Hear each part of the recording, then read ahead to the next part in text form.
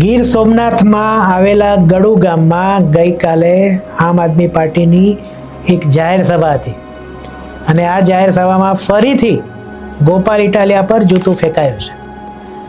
ગયા મહિને જામનગરમાં આ પ્રકારની ઘટના બની હતી.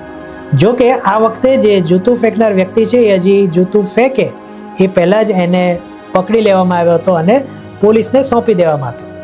પરંતુ પ્રશ્ન અહીંયા એ છે કે કેમ આમ આદમી પાર્ટીના આ જ નેતા ઉપર વારે વારે જૂતા ફેંકવાની ઘટના બની રહી છે.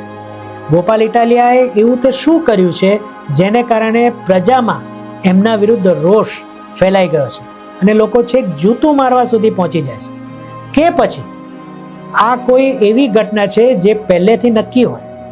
કારણ કે આમ આદમી પાર્ટી આ પ્રકારની વસ્તુઓ ઊભી કરવા માટે જાણીતી છે. તમારું આ બાબતે શું કહેવું છે એ કમેન્ટમાં જરૂર કહેજો.